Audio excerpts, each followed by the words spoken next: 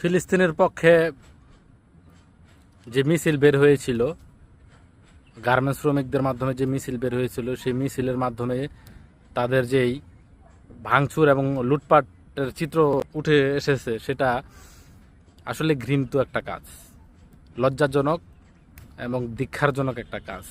এটা আসলে কোনো দেশের পক্ষে মিছিল হতে পারে না, এটা বাংলাদেশের পক্ষের কোনো মিছিল হতে পারে না, এটা ফিলিস্তিনের পক্ষেরও কোনো মিছিল হতে পারে না। ওরা কখনো দেশের ভালো চায় না। যে বা যারাই কাজটা করছে, কেউ কেউ বলতেছে সেটা আওয়ামী লীগের লোকজন করেছে দেশের ভাবমূর্তি নষ্ট করার জন্য, বা বর্তমান সরকারের ভাবমূর্তি নষ্ট করার জন্য। কেউ কেউ বলতেছে যে না, এগুলা নিজেদের বিএনপির লোকেরা করেছে। মানে এক একজনের এক এক যে মন্তব্য, আসলে আমরা সেই ধাক্কাধাক্কির মধ্যে না যাই। সেটা হচ্ছে, আমার কথা হচ্ছে যে ফিলিস্তিনির পক্ষে আমরা মিছিল করব বা তাদের পক্ষে আমরা স্লোগান দিব, ঠিক আছে, কিন্তু দেশের ক্ষতি করে না। দেশের ক্ষতি করে, আমাদের দেশের ক্ষতি করে, আমাদের দেশের মানুষের দোকানপাট লুট করে, তাদের ক্ষতি করে, তাদের পেটে লাথি মেরে আমরা আরেক দেশের স্লোগান দিয়ে আমাদের লাভ কি? আমাদের স্লোগানে কি তাদের কোনো লাভ হবে? হবে না। বরঞ্চ আমরা আমাদের নিজেদের ক্ষতি করতেছি। আমাদের নিজেদের দোকানপাট আমরা নিজেরা ভাঙছি। আমার ভাইয়ের একটা ব্যবসা আমরা নষ্ট করতেছি, ভাইয়ের পেটে লাথি মারতেছি।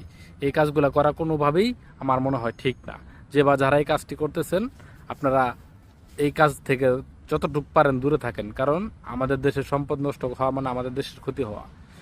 আপনারা ইসরায়েলি পণ্য বয়কট করবেন করেন, বাট যেটা দেশে ঢুকে গেছে সেইগুলা কি আর ভাঙচুর করলে কোনো লাভ হবে? সেগুলোর তো মুনাফা ওরা পেয়ে গেছে, সেগুলো তো আমাদের দেশে বিক্রি হয়েই গেছে।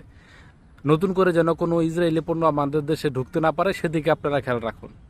যেগুলা দেশে ঢুকে গেছে বা যেগুলা বাজারে চলতেছে, সেগুলা এখন আর ফেলে নষ্ট করে লুটপাট করে নিয়ে গিয়ে আমার মনে হয় না ইসরায়েলের কোনো প্রকার ক্ষতি হবে, কারণ তারা সেগুলো অলরেডি বিক্রি করে ফেলেছে।